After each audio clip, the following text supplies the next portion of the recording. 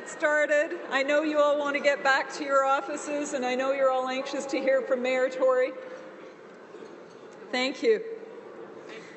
Before our distinguished speaker is introduced today, it gives me great pleasure to introduce our head table guests.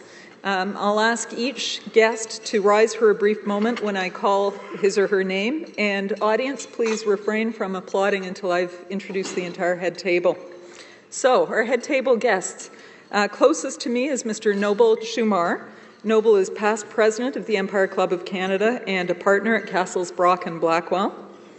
Beside him is Mr. Matthew Then-Gannett, a retired director of finance of BASF Canada.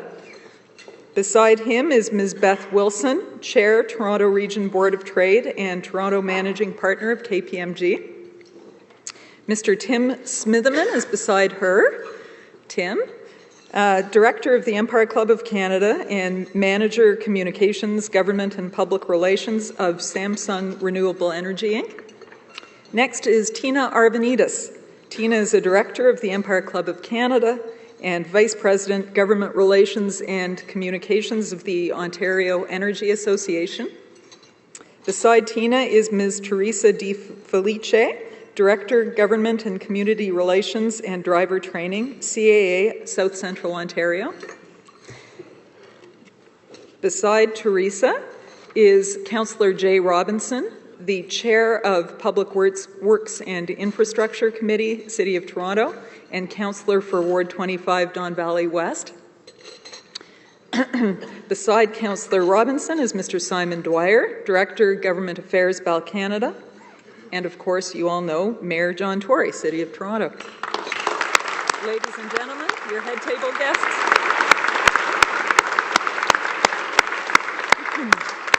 We have a group of students joining us today, I think over in that corner.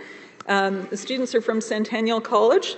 Students, please rise and be recognized. I hope I'm right, you're there. Yes.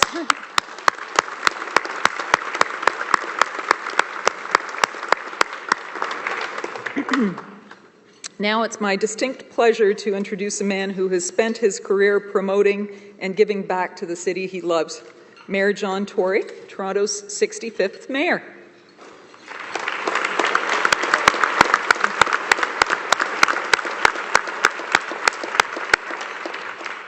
The Mayor is very well known to members of this club. He served as a director of the Empire Club in the late 90s. And what an honor it is for us to have a former director at our podium as a speaker.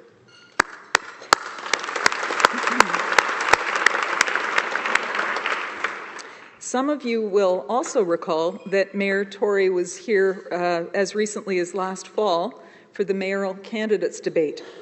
That was an incredibly entertaining debate, and we're grateful to have him back. Since the election, Mayor Tory's focus has been on bringing the city together as one Toronto.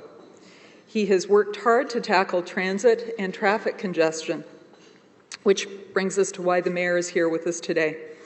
Mayor Tory will speak with us about his vision for the future of the eastern portion of the Gardiner Expressway and the impact of that issue on traffic, economic development, and the need to build a truly great city. This historic decision will be debated and voted upon this week at City Council. I have no doubt that it'll be a passionate debate. It's important to note that the Gardiner Expressway has been debated for decades by past councils, and I believe that many of you would agree that now is the time to make a decision on how we can continue to build a livable city for all of Toronto's residents. With that, ladies and gentlemen, please join me in welcoming to the stage the man tasked with creating a livable, affordable, and functional city, Mayor John Tory.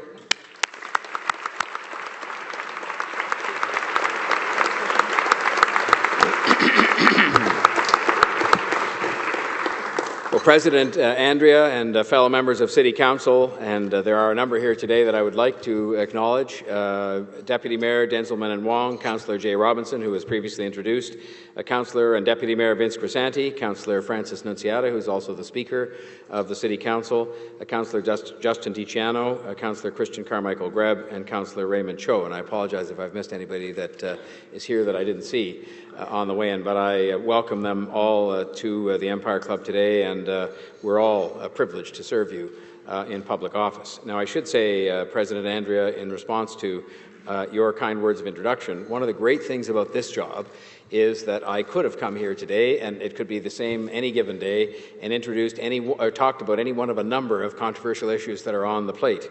I could have talked about the TTC issues of this morning, for example, and I don't want to make any light of those, but I want to just say that Andy Byford and I agree we have to do better than that, and that's why we're investing again in the TTC. We've started to invest again in the TTC. I use it every day, pretty much every day, and I know that way beyond me there are thousands and thousands of people who rely on it, and that's why we have to do better. I could also have spoken about the carding issue, and I will only say about that as the mayor of the most diverse city in the world and one of the safest, that we simply have to find a way to make sure the police can do their very difficult job, but at the same time make sure that we are respectful of the rights of each and every citizen of the city. And I came to the conclusion that it was necessary for us to accomplish that best by starting with a clean slate, as opposed to trying to build on a foundation that had been called into question by a lot of people over a lot of time. And I think that is the right way to go, and that's what I did. So,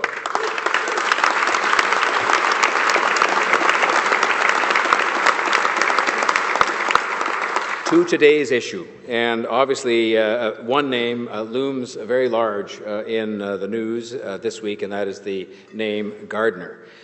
Fred Gardiner he was called Big Daddy. He was a towering giant. He was a great city builder. His stamp was felt throughout the city and still is to this day, from the Don Valley Parkway to the Bloor Danforth Subway, and of course the Frederick Gardiner Expressway. This expressway was built over 10 years, starting in the mid-50s, and at the time it was built, the Gardiner threaded its way through fields and parking lots. It's hard to imagine that nowadays. It was to be, as Mr. Gardiner predicted, a critical piece of infrastructure for a growing city. Even then, it was a tough sell. He had to convince council to build it in sections, and quite hilariously, they built both the eastern and the western portions first, making the controversial downtown portion inevitable. Sort of a Toronto way of doing things. At the time, when urging the council to make the decision to build the expressway, Mr. Gardiner threatened his fellow councillors they could go no longer without a decision because, as he said, and I quote, "the whole east end of the city will be on our shoulders like 3 tons of bricks," close quote. And it's amazing how things never change. Here we are all these years later, and there are parts of the city, of course, that are very, very concerned about the decision that we're about to make. Mr. Gardiner felt that expressways were critical, but he also saw the importance of building transit, and he did both. At the very first meeting of Metro Council in 1956, Mr. Gardiner stated, "It is a snare and a delusion to spend millions on expressways in the belief that they alone will solve traffic problems," close quote. And I couldn't agree more, because whether you're talking about 1956 or today, in a growing city as it was then and as it is now, it's not one or the other. It's both that we need in order to have a balanced transportation system for the City of Toronto. Yes, we need transit. We need much, much more transit. We need Smart Track. We need the Waterfront LRT. We will need the Downtown Relief Line. We need it all. And to me, those who are saying, as you hear, that it is a choice between better roadways or more transit simply don't get it. Great cities have both, and they need both.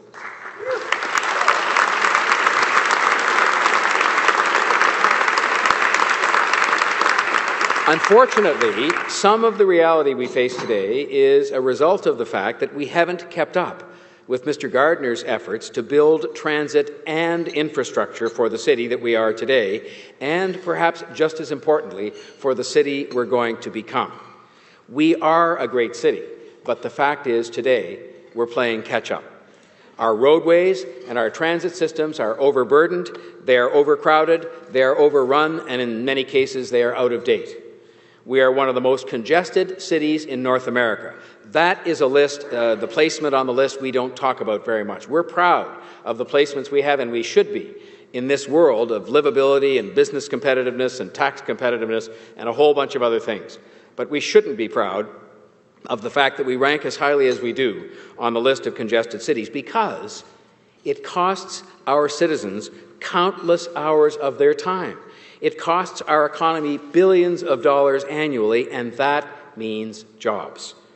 And when I talk about the negative effect on business and on the economy, and when I say it will cost us jobs, this is not a myth. You may have read this morning, for example, about the Ontario Food Terminal. It is the hub just to the west of the downtown, where a great deal of the city's fresh produce and food is distributed, and it's located right near the waterfront. They have said that removing the Gardiner, the eastern portion of the Gardiner, will seriously impede their ability to sort of to receive and deliver food. That means they don't know if they'll be able to get the food and deliver the food that goes to restaurants and grocery stores and so on. And that's food that's meant to be bought by people when they shop and when they go to restaurants and put on the table at home. And that is what I mean when I talk about the fact that the consequences of traffic congestion getting worse are very real, and they're very far-reaching, and that they affect the economy in a very critical way. And that is how critical the decision is that is before us this week. It's also about time. You know, time that people have that is the only commodity you can't buy more of, that you can't get it back when it's gone.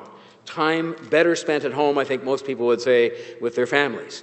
I will tell you that when at Civic Action we did a survey of what people would do if they had some extra time each day, the number one answer they gave was sleep. And it's kind of, you laugh at it in a way, but you also get it, because the fact is, when people have these unacceptable commutes, the thing that probably suffers, even ahead of families, is their time being able to get proper rest, because they have to go to work earlier in the morning. Time is not a commodity that can be bought. It isn't a commodity that can be bought, and I refuse, as the elected leader of this city, to take more time away from people by consciously taking a decision that I know will do that, because I believe people are giving up enough of their time to commuting already.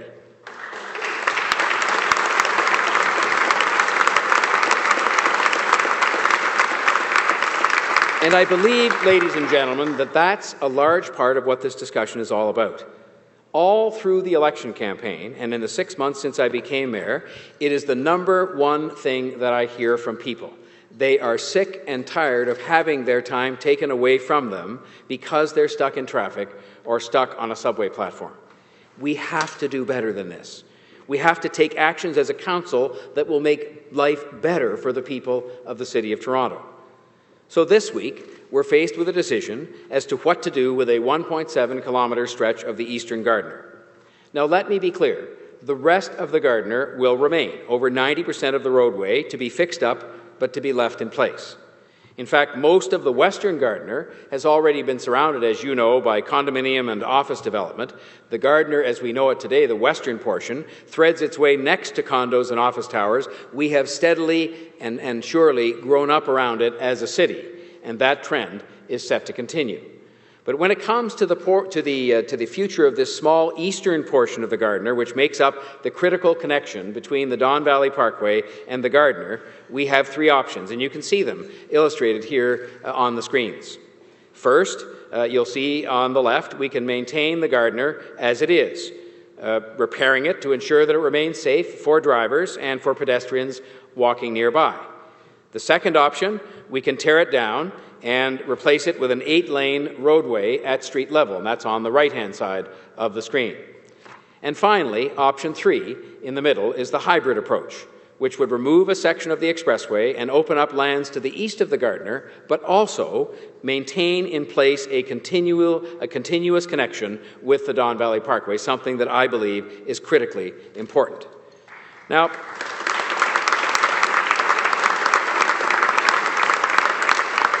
during the election campaign, I said at that time, throughout the campaign, consistently, when asked, which was frequently, probably right here on this Empire Club podium, that I favored the hybrid option. So did Doug Ford. So did Olivia Chow. And so did David Soknacki. And that was because, in my view, they recognized the fact that it was the right thing to do for the city and is what the people felt was best. All of those candidates all said, given the three choices, that they favored the hybrid option.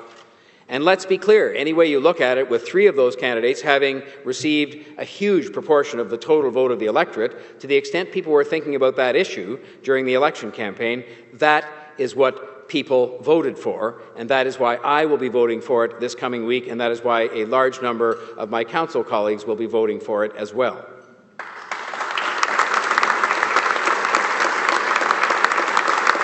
But to me, ladies and gentlemen, there's a more fundamental question that we have to ask ourselves here, which is, are we willing, do we think it is right, to do something that we know will make traffic congestion worse, that will continue to cost our economy and our productivity, which means costing us jobs? And are we ready to take more time away from people? I said earlier on, I wasn't. I think for too long we've approved office towers and condominiums without properly considering the impact on our transit system and on our roadways. But we are where we are. We're making up for some of those poor planning decisions and poor planning itself. But what we absolutely can't do, in my view, is make one more decision and tear down the Gardiner East, because that would essentially be saying, in my view, to people, your time isn't really that important to us. Too bad, you're out of luck. I have to say, I shake my head when I hear the argument that it's only 10 minutes more. It's not that bad. And it's 10 minutes each way, by the way, for people who are commuting into and out of the downtown. Tell that to a parent who is panicked and rushing home from work to pick up their child from childcare. Tell it to a worker who won't make their delivery on time. Tell it to a commuter who already spends an hour each way in their car every single day. The fact is, those who say that we can tear down the Gardiner East and that the traffic will just sort it out, they're dreaming. They're dreaming. Worse still, they are not being straightforward. We simply cannot sever the link between the Don Valley Parkway and the Gardiner, a critical link in our city's transportation grid, part of the overall and only ring road that we have around Toronto, and not dramatically affect the quality of life for people in this city.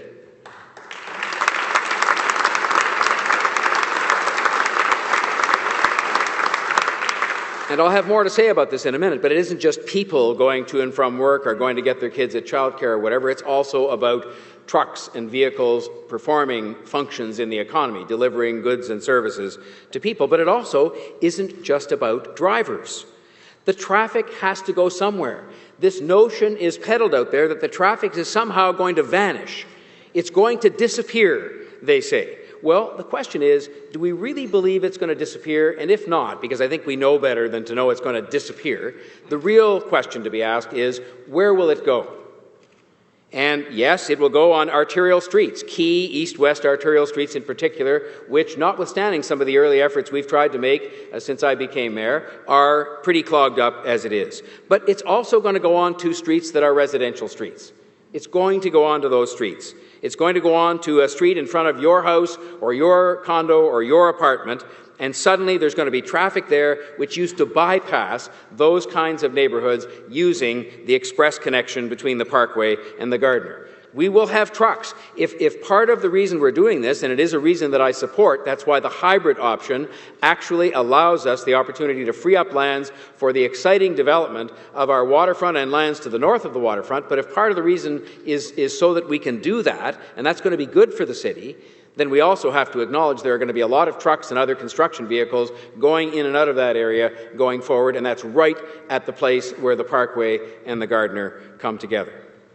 To really show you what this means, I want to read you an email that I got before the Gardiner debate even began, when we announced that we would be opening the lanes on the Expressway's western deck, which were under repair. And you'll recall that I convinced my council colleagues, and they didn't. They were easily convinced, because they knew it was the right thing to do to invest $2 million to speed up the construction of the Gardiner so we could open the lanes a couple of months early. And here's an email that I got, and I'll just read it to you. I've read it publicly before. Yes, it came on April the 23rd, the day after we opened the Gardiner lanes back up early. Yesterday, my commute went from 45 to 60 minutes back down to under 20 minutes. I don't think I realized just how stressful it had become until I found myself singing, "It's open, it's open, it's open," with tears in my eyes as I sailed down the Gardiner at 80 kilometers per hour yesterday morning. Thank you for getting it done early. As a result, I get to spend an extra half hour with my daughter this morning, and every morning after that. These things make a difference in people's lives. That's just one.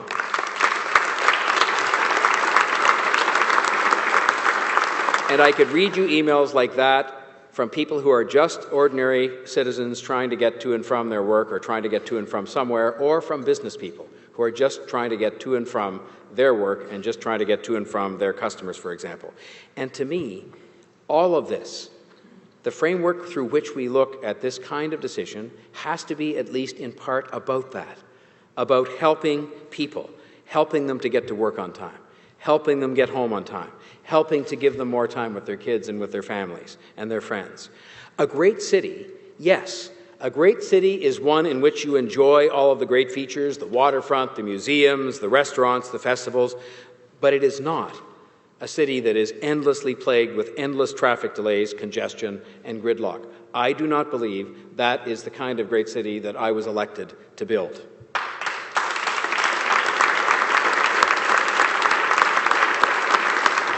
Now, to say the debate on this issue has been vigorous would be an understatement. But there has been, in the course of vigorous debates, this can happen, and I think even intelligent people have caused it to happen in this case. There's been a lot of misinformation out there, which is why I want to talk to you a little bit about the arguments that are being presented. Let's start with the cost. First, let's tackle cost and why I believe the hybrid is, in fact, the fiscally responsible choice. There have been a lot of numbers floating around out there about all three options.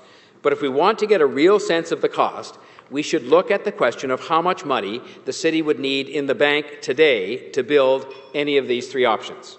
And that breaks down as follows: $336 million for hybrid, $240 million to remove the Gardiner East, or $291 million to maintain the Gardiner as it is.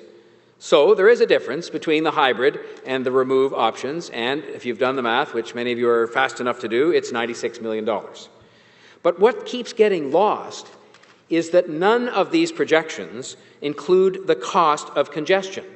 And both the Toronto Board of Trade and the city staff report, which does not itself make a recommendation on which option should be chosen, but both of those organizations, our own city's objective staff report and the Board of Trade, indicate that the cost of removing the Gardiner East to the economy would be $37 million per year due to increased congestion and lost productivity.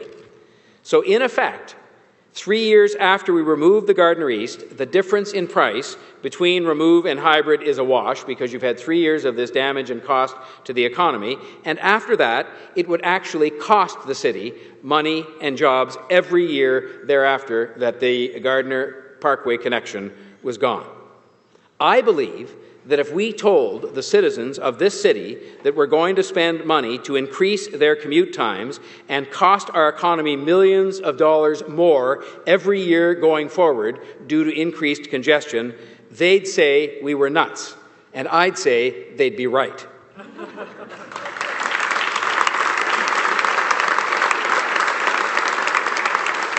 And that is why I believe the fiscally responsible choice is the hybrid. One that does not increase congestion, the one that does not take more time away from the people of the city, and the one that will not harm our growing economy. Now let's deal with the issue of waterfront access. The hybrid removes as much of the Gardiner East as possible, opening up the Toronto Portlands and our waterfront, and enabling the billions of exciting development that I talked about and the thousands of jobs that will go with that development, which I talked about earlier, but still, at the same time, maintaining in place what I believe to be that critical connection between the Don Valley Parkway and the Gardiner. Now, some say even leaving up a small portion of the Gardiner East, as the hybrid would do to maintain that connection, will block access to the waterfront. I would invite you all to look at the next photo behind me on the screens and in front of you right now. You will see just the photos look remarkably the same, and you'll see what looks like a large second highway just to the north of the Gardiner. You'll see it's marked in red there. That's not a roadway. Do you know what that is? That's the rail yard, a rail yard that will not be moved in our lifetime. It's the rail yard through which the freight traffic and, perhaps more importantly these days, all the GO train traffic and passenger traffic passes each and every day. You can see it marked on there. That area spans 8 kilometers along the central waterfront and is 120 meters wide. There are only 8 pedestrian access points to get to the waterfront, often through gloomy tunnels or equally drab bridges. Many experts say, and have said in this discussion, that and not the Gardiner blocks access to the waterfront, and I think if you look at this photograph, you might well agree. So again, when people stir up emotions, claiming that we're irrevocably blocking our waterfront by maintaining a very small portion of the eastern Gardiner to make sure we can have that connection between the Gardiner and the Parkway, I simply point them to the facts. And the facts are clear to see. First, the waterfront is developing quite nicely with the Gardiner East in place and will develop even more nicely with a portion of the Gardiner East removed and only that portion that allows us to maintain that connection between the Parkway and the Gardiner left in place. Secondly, all the boulevards in the world, and that description of a boulevard, I'll come back to that in a moment, but all the boulevards in the world are not going to fix an 8-kilometer, 120-meter wide railway corridor. So let's make the right decision. Let's make the balanced decision. Let's remove as much of the Gardiner East as possible, but still leave up that critical connection between the Gardiner East and the Don Valley Parkway.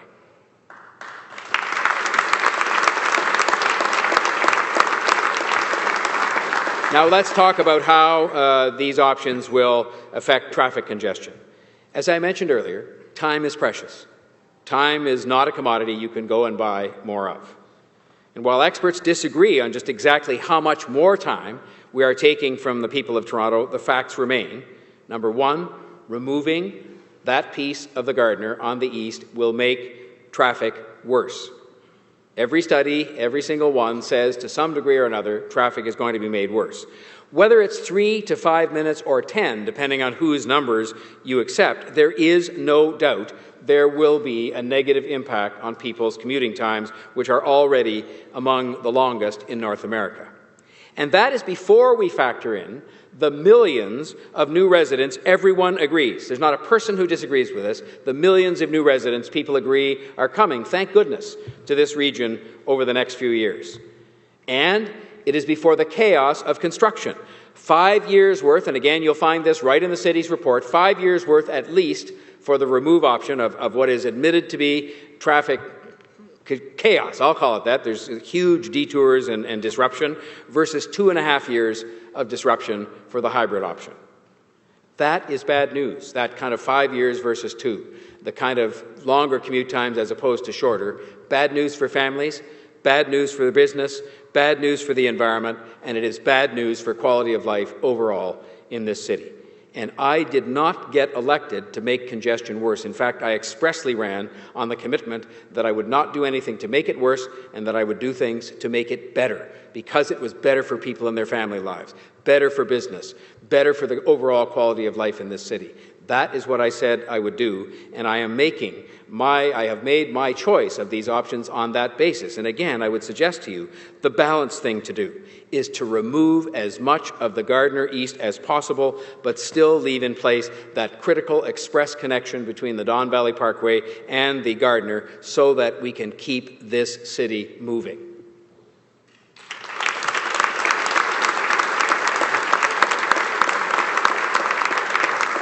Now, there's been a lot of talk about expressways in cities. I will say one thing. Rather than talk about what makes life easier for the people of Toronto, a lot of the discussion has centered around, or people have tried to make it center around, what makes for a great city. In fact, some, and I would say ironically, some of the very same people who didn't make the choice to build the transit and infrastructure needed to accommodate the growth of the city over the last few decades, some have gone so far as to say things like that the city will be a laughingstock if we kept up this small portion of the Gardiner East. I think what would make people laugh is the idea that one of the most congested cities in North America would consciously make decisions to make congestion worse.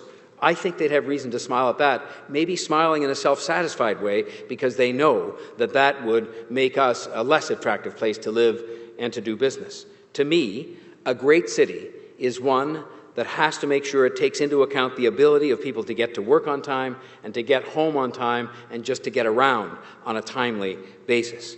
And let's be clear, many of you have traveled, you know this, great cities do have expressways. Most of them have many more than we do, not to mention more transit.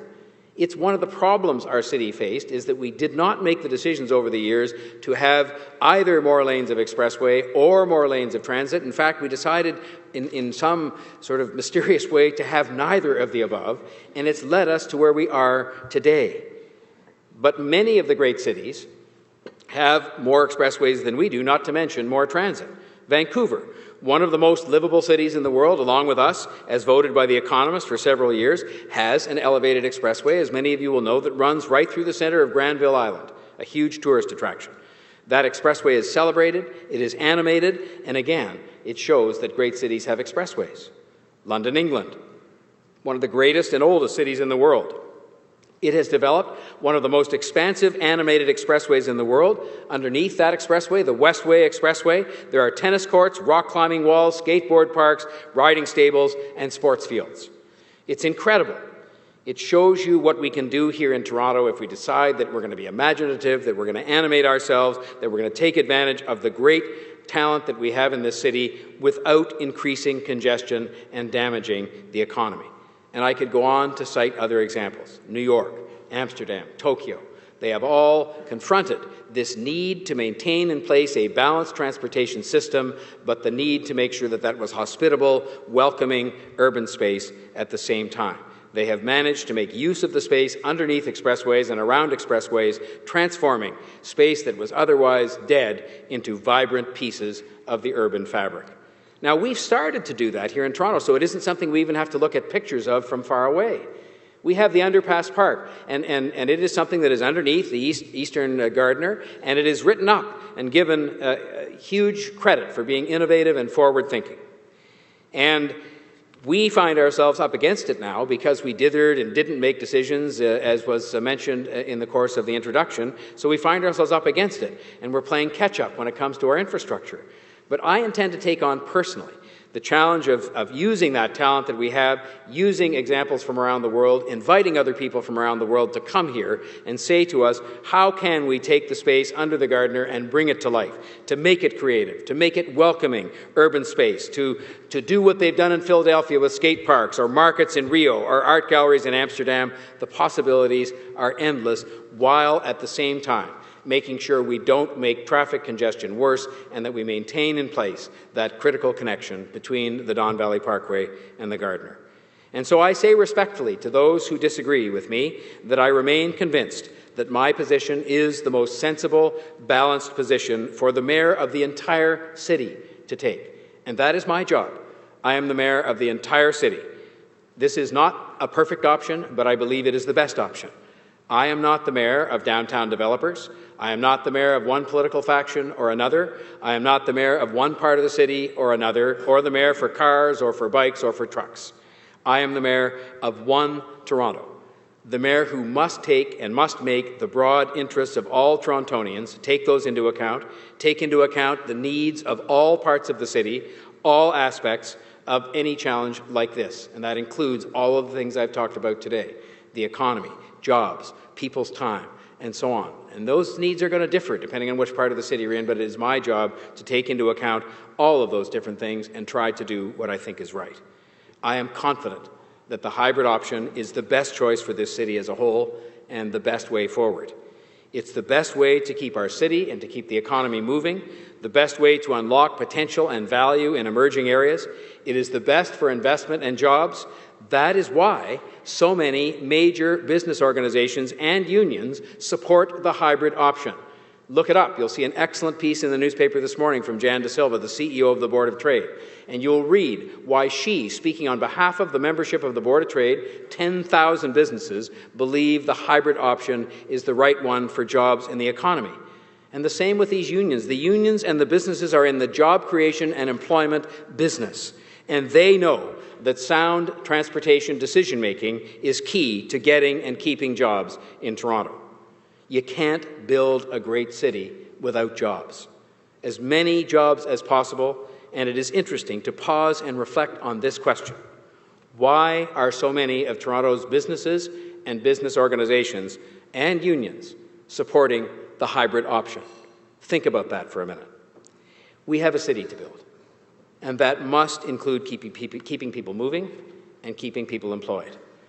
Ladies and gentlemen, I offered myself for this job to lead in the process of making a really good city great. My sole motive in public service and in public life is to build up the city that I love. I've spent my entire life here to make it stronger, to make it fairer, to make it more prosperous. Most days, that just involves applying balance and common sense, picking the best from among options that are always imperfect, as difficult as that choice often can be. That is what I have tried to do here. I enter this week's debate eager to listen to the debate, but satisfied the hybrid option is the best thing that we can do in the overall best interests of the city that we all love. Thank you for your attention.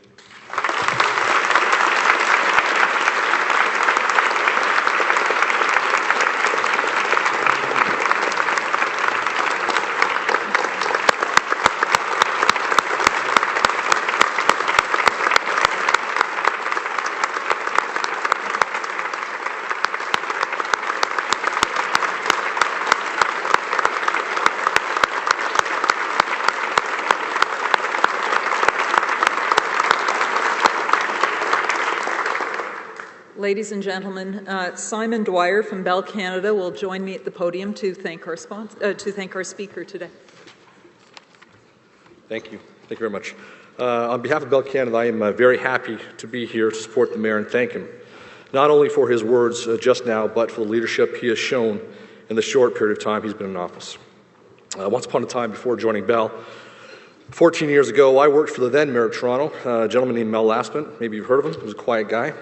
It is through that experience working in the Mayor's office that I can empathize with and clearly understand the implications of what the Mayor spoke of here today. The issue is, and has been for some time now, a seemingly Gordian knot of all who wear that chain of office. I can say with reasonable degree of certainty that when the Gardiner was officially opened that fine day back in 1966, it probably took about 3 days for the first public debate on what are we going to do with that highway downtown Toronto? And it has remained a hot topic of debate ever since. So with that, I'd like to acknowledge the Mayor's vision by paraphrasing the words of another politician with great hair. We choose to do these things not because they are easy, but because they are hard, and I would add, because they are right. On behalf of those assembled here today, I wish the Mayor and his council colleagues the greatest of fortunes as they endeavour towards the task ahead. Thank you.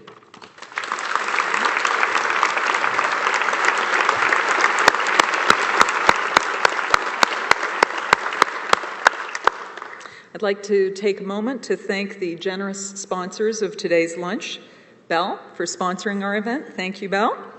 CAA for sponsoring our VIP reception. Thank you. And the National Post, our media sponsor. This meeting will be broadcast on Rogers TV. This is the last month of our season before we break for summer. And here's a quick highlight of what we have in store for you for the balance of the month. Tomorrow, we'll have Jim Balsillie, Jackie McNish, and Sean Silkoff discussing lessons learned from BlackBerry, a very compelling business story. The Governor-General is joining us on June 19th, and the CEO of CIBC, Victor Dodig, is coming on June 23rd. He's going to be speaking with us about technology and banking, another fascinating topic, I think. So, to learn more, forgive the pitch, but if you'd like to learn more about the Empire Club or buy tickets, you can visit us online at www.empireclub.org. Thank you very much for coming and enjoy the rest of your day. This meeting is now adjourned.